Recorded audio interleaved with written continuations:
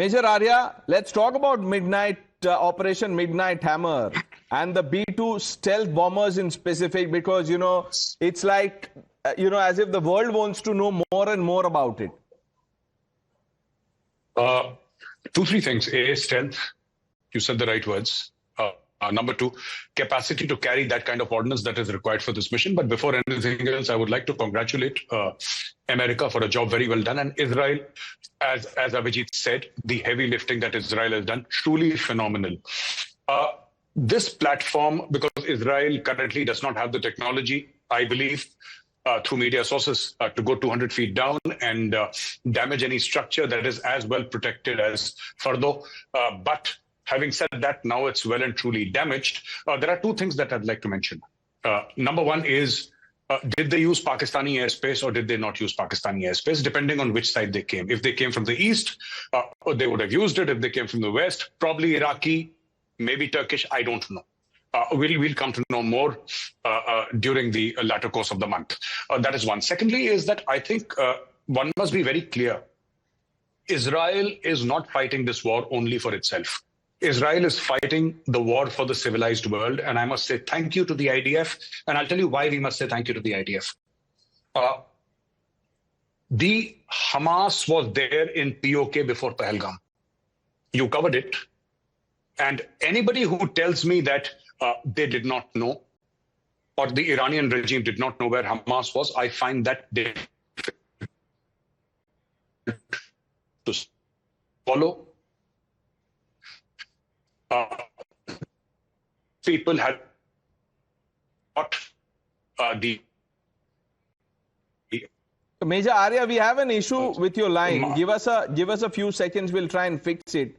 Or maybe it's better now. If you can hear me clearly. Yes. Yeah. So I'll just cut it short and tell you that we must be thankful to the IDF. Thankful to the IDF because they fought our war. These people sent the Hamas to Kashmir, right? And if Iran actually, got the nuclear weapon, it would have set fire to Kashmir. That is my closely held belief. Israel is fighting the war not just for Israelis, it's fighting the war for the rest of the civilized world against this tyrannical regime, which must fall. And many people say that, hey, regime change why is it a bad thing? I hope they get Khamenei. I hope the Israelis get Khamenei. I hope he goes away. And I hope this entire regime, his entire first line, second line, third line, everybody goes away. And I hope the IDF does that. Lieutenant Colonel Lebovich, congratulations, have been conveyed by both Abhijit and Major Arya. And I'm sure as the program unfolds, you'll hear it from other guests also. But tell me this, were you aware of the Operation Midnight Hammer before it happened? I was specifically not aware, but I'll tell you, here is the main difference of the description between the U.S. and Israel, as we've seen. Trump was in the region just a few weeks ago, and the headlines all over the world were that Israel is left aside and President Trump is excluding Israel. And now what we have been seeing is a very, very close, tight coordination between the U.S. and Israel that has been built up for many, many months, because this kind of operation cannot be achieved overnight. These are targets that have been collected for decades. This is intelligence sharing that you can only do so with your very close ally.